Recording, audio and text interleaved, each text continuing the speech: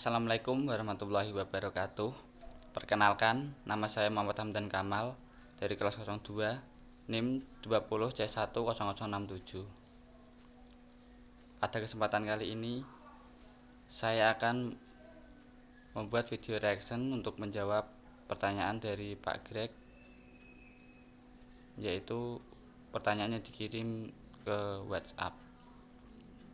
Pertanyaan pertama yaitu, apa pendapat narasumber tentang kematian mendorong seseorang untuk hidup sempurna?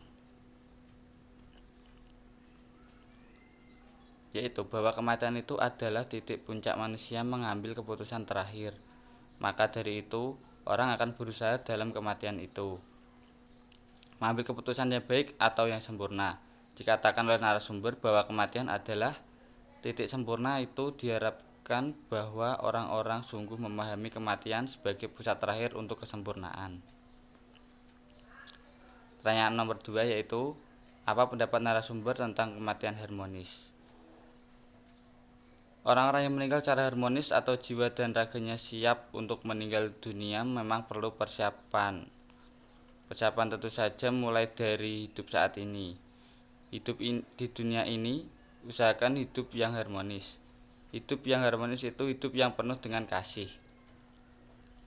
Tidak ada dendam, tidak ada musuhan, tidak ada iri hati, tidak ada macam-macam hal yang membuat hati tidak tentram, tidak damai.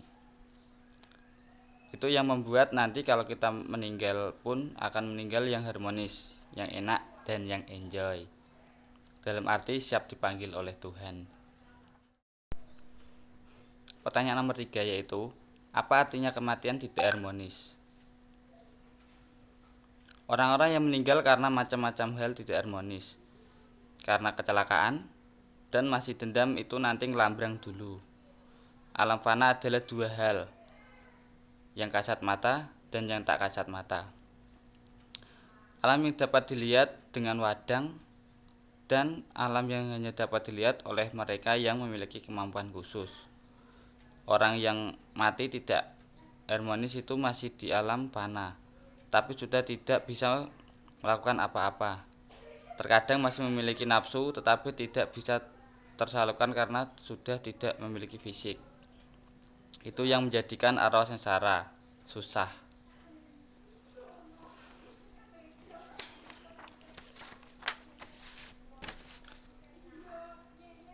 Prosesnya tidak bisa ditentukan. Ada yang ratusan tahun, jutaan tahun, bahkan ribuan tahun. Pertanyaan nomor 4 yaitu, jelaskan apa pendapat kitab suci kalian tentang alam kehidupan dan alam sesudah kematian.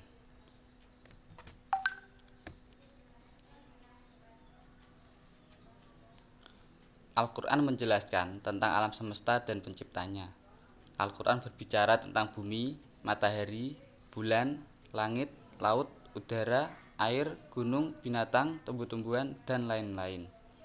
Melalui Al-Quran, Tuhan menjelaskan tentang apa saja yang telah diciptakannya itu.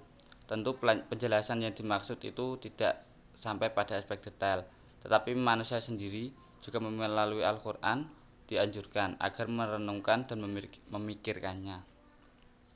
Al-Quran juga berbicara tentang kehidupan yang seharusnya dijalani sebaik-baiknya, supaya memperoleh keselamatan dalam jangka panjang. Disebutkan bahwa kehidupan di dunia akan berlanjut hingga kelak di akhirat. Konsep keselamatan dalam Al-Quran bukan saja meliputi dunia, tapi juga kehidupan setelahnya, yaitu di akhirat.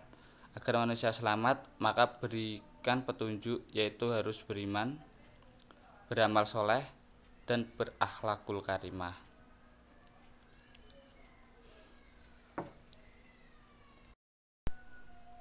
Selanjutnya, apa betul setelah kematian ada kehidupan lain yang sama seperti kita, tetapi mereka tidak bisa dilihat dan mereka menunggu?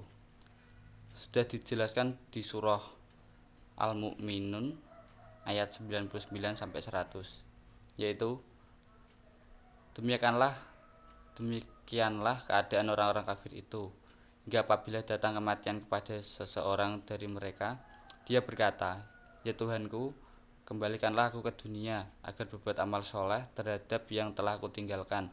Sekali-kali tidak, sesungguhnya itu adalah perkataan yang diucapkannya saja. Dan di hadapan mereka ada dinding sampai hari mereka dibangkitkan. Kata barzah berarti pemisah antara dua hal.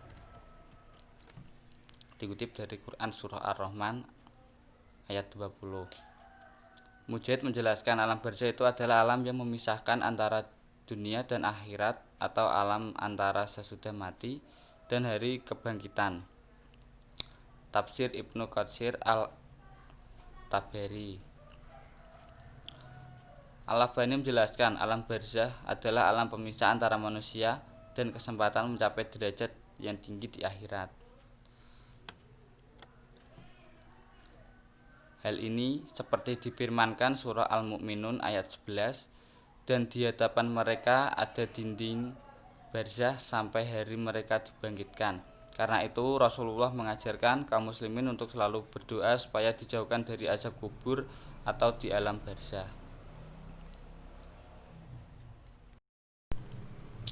Pertanyaan nomor 5 yaitu, apa yang harus dilakukan manusia untuk mendapatkan keselamatan sejati?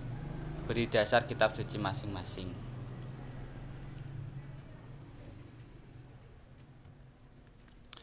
Al-Quran dan Al-Hadis merupakan sumber ajaran Islam yang diantara makna paling genetiknya adalah keselamatan. Makna lainnya adalah ketundukan, kepatuhan, dan kepasrahan. Sebab di dalamnya ada petunjuk yang jika ditunduk, dipatuhi akan mengantarkan kepada kebaikan, baik di dunia maupun di akhirat. Orang-orang yang ingin mendapatkan keselamatan maka harus mengikutinya. Terdapat di surah Al-Baqarah ayat 38, 143, 170, surah Ali Imran ayat 31, 53, Al-An'am ayat 106, 153, 155, Al-A'raf ayat 3, 157, 158, 203, surah Yunus 15 ayat 15 dan ayat 19, Al-Ahzab ayat 2, Yasin ayat 21, Al-Zukhruf ayat 61, Al-Ahqaf ayat 9. Sebaliknya, orang-orang yang tidak mengikutinya alias mengingkari atau membangkang, maka akan mengalami kerugian dan kesengsaraan, baik di dunia maupun pasti di akhirat. Al-Quran dan Sunnah Nabi Muhammad SAW